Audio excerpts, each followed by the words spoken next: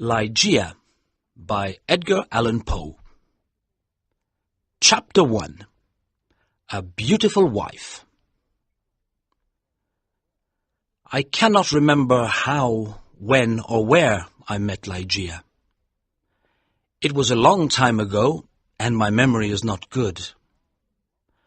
But I think I met her first in a large old city near the Rhine in Germany. She told me that she came from an ancient family. But I never knew the family name of the woman who was my friend, my partner in my studies, and finally my wife. Why did I never discover her family name? Perhaps because she did not want me to find out. But I cannot remember.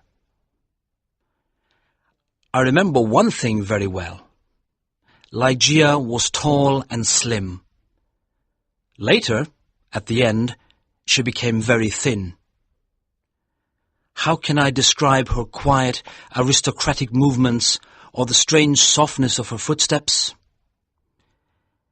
If she came into my office, I only knew she was there when I heard her voice, or when she put her white hand on my shoulder. She had a beautiful face, but it was not a classical kind of beauty. There was something strange about it. I have often tried to understand it. Was it her pure white skin or her thick black hair? I looked at her long, delicate nose many times. It was perfect. I looked at her sweet mouth. How soft and red it was. And when she smiled, her teeth were white. Then I looked into her eyes. They were much bigger than normal eyes. Sometimes, when she was excited, they looked like a deer's eyes. They were black, with long black eyelashes and black eyebrows. But as I looked into them, I realized that they had a strange expression. I thought about it for many hours, sometimes all night. What was the expression in those eyes? I wanted to know. Many times I thought I almost had the answer, but then it was gone. Ligeia was very determined.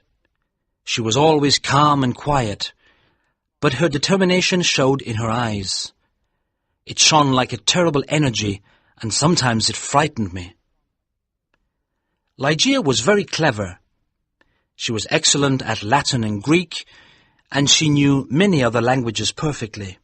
She never made a mistake. She was also a student of science and mathematics. When we were first married, I often asked her for help with my studies, and we worked together. But after she died, I was alone. Without her, I was like a child in the dark. When she first became ill, she did not come to help me as often as before. She lost weight, and her skin became pale and transparent. When I saw that she was dying, I felt desperate. Ligeia resisted death with all her energy. She was determined to live. I watched in agony as she fought for life. I knew she loved me, but I only understood how much she loved me now that she was dying. She held my hands and said that she was devoted to me. I cannot talk about it now, but let me say that her love for me was part of her determination to live. On the night she died, she suddenly got out of bed and cried, "Oh God, must I die? Must I lose my fight with death? No, I can't die like this." But my dear Ligeia died. I was so sad I could not stay in the old city by the Rhine. For a few months I travelled around, then I bought an old abbey in an isolated part of England. This dark, sad place expressed my feelings of loneliness, but I decorated it with beautifully coloured curtains, carpets and ornaments. I said to myself, perhaps the bright colours will make me feel happier. Unfortunately, they did not. I began to drink too much. But I do not want to speak about that time of my life. I will only say that one day I married Lady Rowena Trevanion of Tremaine. My new wife had blonde hair and blue eyes. She was very different from my first wife. But how could I ever forget Ligeia? Chapter 2. A Fight with Death. I took Lady Rowena back to a room high up in the tower of the Abbey, where we lived for the first month of our marriage. The room was very large, with an enormous window made of glass from Venice. The ceiling was high, like a church, and in the centre there was a big gold chandelier. There were sofas from the east and an Indian bed. On the walls were long tapestries, like carpets, with designs made of gold. The tapestries moved every time the wind blew. My wife was afraid of me because I was often sad and depressed. She did not love me much and stayed away from me, but I preferred this. I always thought about Ligeia, my beautiful Ligeia, dead in the tomb. Sometimes in my dreams I called to her in the night. I imagined that perhaps my love for her could bring her back to me. At the beginning of the second month, Lady Rowena became ill. She did not sleep very well, and told me she could hear sounds and movements in the tower. "You have a fever," I said. "You're imagining things." She got better, but then she went back to bed with a second illness, worse than the first. The doctors could not understand it. Again, Rowena began to hear little sounds and movements in the bedroom, and they frightened her. One night, at the end of September, she woke up suddenly. I was sitting on a sofa by her bed. She whispered to me that she could hear sounds and see movements, and there was a frightened expression on her thin face. But I saw and heard nothing. "It's the wind," I explained. "You can see the tapestries moving in the wind." But her face was white with fear, and she nearly fainted. I remembered that there was some wine on the table on the other side of the room. As I walked under the light of the chandelier, a strange thing happened. I felt something invisible pass me, and on the carpet I saw a shadow, almost the shadow of a shadow. I decided to say nothing to Rowena. I poured out a glass of wine and gave it to her. Then I sat on the sofa and watched her. After some moments, I heard very quiet footsteps on the carpet coming towards the bed.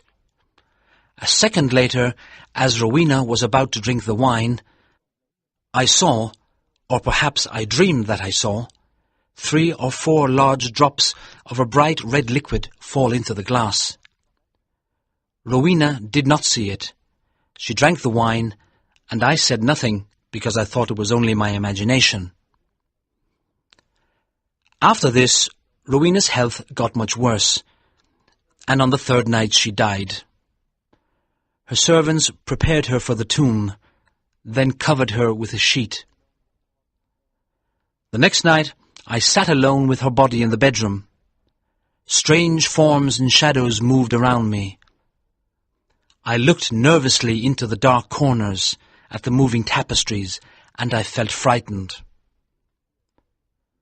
Then I looked at the carpet under the chandelier. There was no shadow there, and I felt better. When I looked at Rowena on the bed, sad memories of Ligeia, the only woman I ever loved, came back to me. It was perhaps around midnight when I heard a sound. It was quiet but clear, and it woke me from my dreams. I thought it came from the bed. I listened in terror, but I did not hear it again. I looked carefully at Rowena for any sign of life. She was not moving, but I continued to look at her.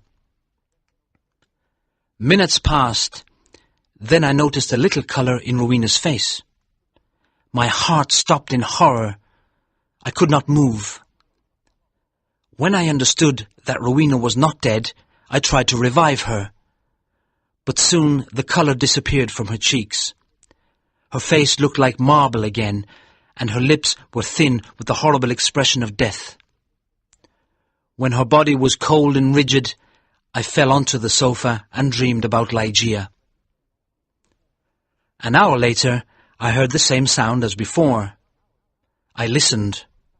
Yes, there it was again, a sigh from the bed. I ran over and saw clearly that her lips were trembling. Then they opened, showing her bright teeth. I thought I was going mad. There was a pink colour on her cheeks and neck. Her body was getting warm again, and her heart was beating a little. Lady Rowena was alive. I did everything I could to revive her. Then, suddenly, her colour disappeared. Her heart stopped, and her body became cold and rigid. I sat down and began to think about Ligeia again. Then again, for the third time, there was a sound from the bed. But why must I describe the horrors of that night? Again, I tried to revive Rowena, and then a fourth time. Each time, she seemed to fight with an invisible force. And each time, her body changed. I cannot say how, but she looked different.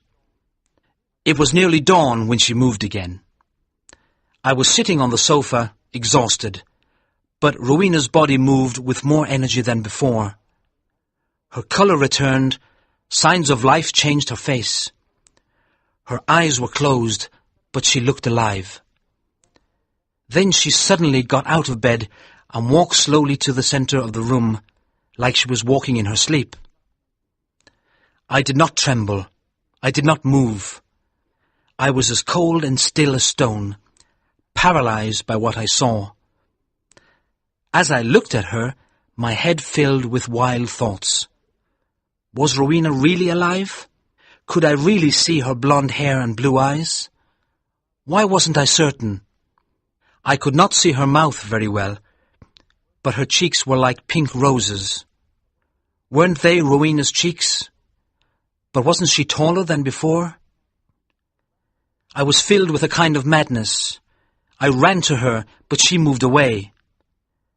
Then I saw her long hair moving in the wind. It was blacker than the black of midnight. And now, slowly, her eyes opened.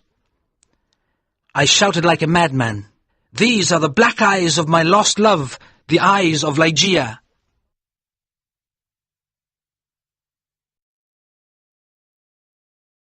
Me to find out, but I cannot remember. I remember one thing very well. Ligeia was tall and slim. Later, at the end, she became very thin. How can I describe her quiet, aristocratic movements or the strange softness of her footsteps? Ligeia by Edgar Allan Poe. Chapter 1. A Beautiful Wife. I cannot remember how, when, or where I met Ligeia. It was a long time ago, and my memory is not good. But I think if she came into my office, I only knew she was there when I heard her voice, or when she put her white hand on my shoulder.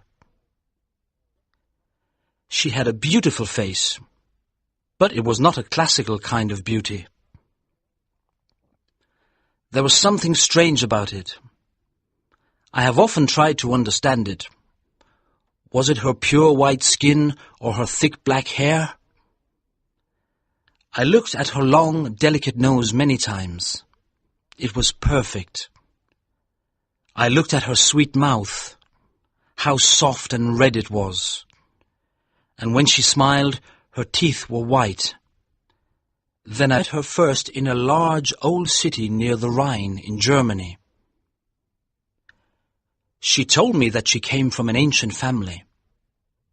But I never knew the family name of the woman who was my friend, my partner in my studies, and finally my wife. Why did I never discover her family name? Perhaps because she did not want me